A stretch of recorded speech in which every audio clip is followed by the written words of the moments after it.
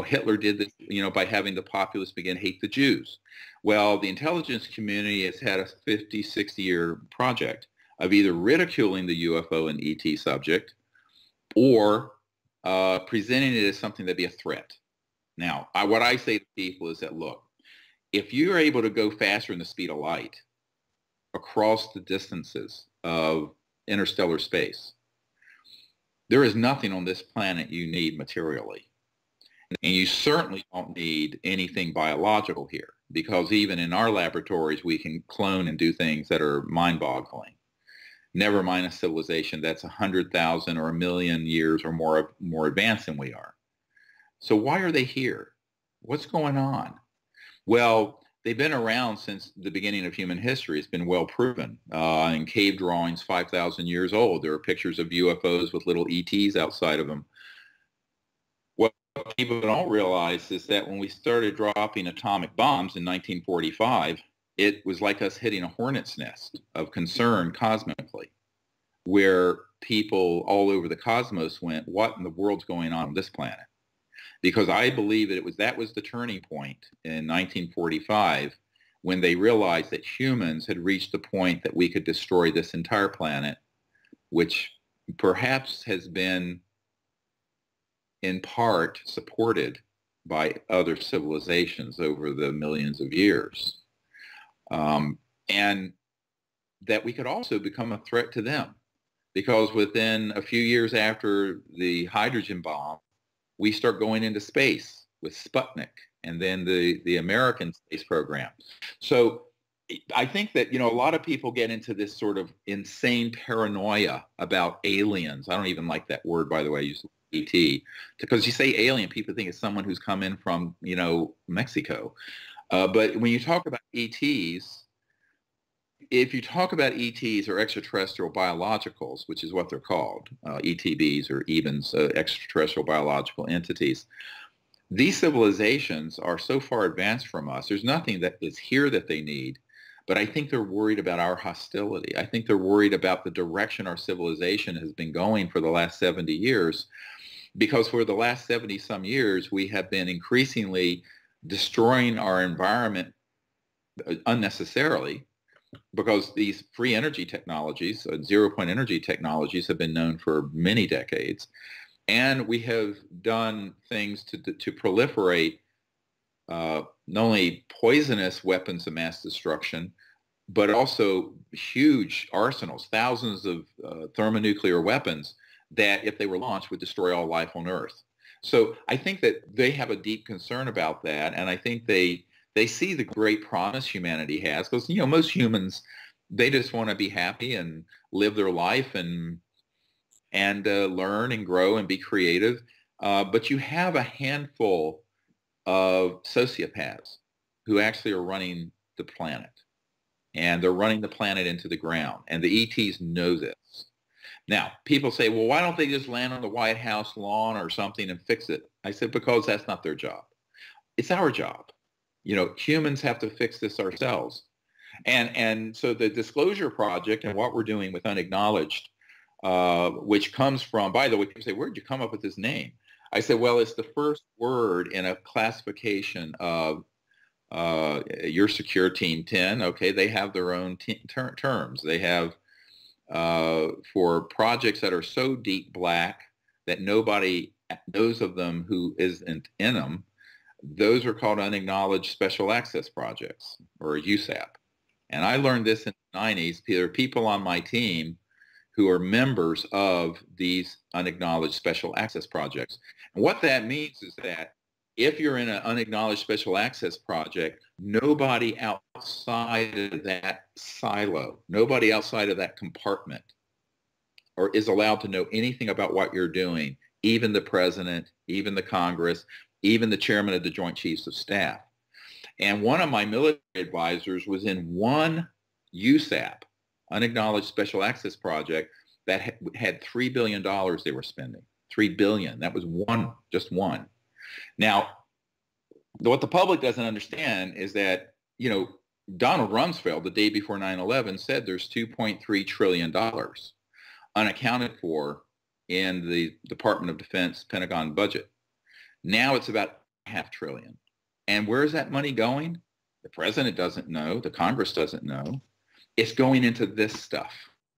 It's going into unacknowledged special access projects, which are engaged in all kinds of criminal activities. And I think that this is, in fact, the largest organized crime syndicate in the world that is behind the secrecy of the UFO issue. And for that reason, taking that on is very risky, very difficult. But and I concluded the only way to do it, since the leaders wouldn't do it, I said, well, if the people will lead, the leaders will have to follow eventually. So this is our upping the game to get the masses involved as on a grassroots level. And to be honest with you, when I started this effort, I was 34 years old. I'm going to be 62 next month. So, I went from having little infant children to having now 8 grandchildren working in this effort. And I think that we have to hand it off to folks like you and others pretty soon who are going to have to carry the ball. And to be honest with you, this is sort of an attempt to move this out into an audience where the people will understand the subject thoroughly. And the way the book and the film are done, it's written as if someone knows nothing about the subject. Right. And that's what I love about it. Give it to someone. Yeah, and it really wasn't, written for someone like you or me who've been studying this for years. It was really written, and the film was created, and the director, Michael Mazzola, and I did this very consciously, is that if you were to pop this, a DVD or a stream of this in a computer for someone who was reasonably open-minded but didn't really know anything about this subject, they go, wow, there is some really serious evidence here, because every single person in the book and in the film are military officers, intelligence officers, corporate people, government documents. It's all that material. So, and then the quotes that we use in it are from everyone from other presidents on down, like Jimmy Carter, who saw one of these UFOs and ran on a campaign to end UFO secrecy in 1976, I'm sure before you were born. But he wasn't allowed to, because if you look at the movie, when he asked the outgoing CIA director, who was a member of this cabal, George Bush Sr., about this issue, George Bush Sr., the outgoing CIA director, said, we're not going to tell you anything. And so Jimmy Carter, just like President Clinton, was blocked access. And by the way, George W. Bush really wasn't informed about any of this. Dick Cheney ran all these USAPs for the Bush administration. So what you begin to realize is that we've had a complete breakdown in our constitutional form of government and freedoms, and this is a threat to our national security. I love the quote. One of the quotes that's in the movie and in the book is from the first CIA director. By the way, the CIA was formed right after Roswell happened and that crash. And the CIA grew out of the OSS during World War II. But the first CIA director was an admiral named Roscoe Hillenkoetter. And in early 60s, he wrote a letter to Congress that was in the New York Times that said, and meant several things, that the issue is very serious and that the secrecy about the UFO issue is a threat to the national security. He did not say the UFOs were a threat to the national security. He said the secrecy. Now, Eisenhower, just before him, as Eisenhower was leaving office, said the same thing when he said, beware the military-industrial complex. He did not refer to UFOs per se, but this is what he was talking about, because it was on Eisenhower's watch between 1953 and 61, before Jack Kennedy became president, that this whole thing went off the rails, that these unacknowledged special access projects came about. And as we say, the rest is history. So, we're 60-some years into a period in our history of our government where we have had just absolutely out of control illegal projects handling this, and they've made a bloody mess of it. But the reason behind it are twofold. They want to keep the technologies away from the public. So you and I are, oh, gee, this is so high tech, we're using the internet. Well, it's being run off a fossil fuel power grid from the 1800s. Your car Your car is 1888 Mercedes internal combustion engine. All right. The jet you fly on is from the 1930s and 40s.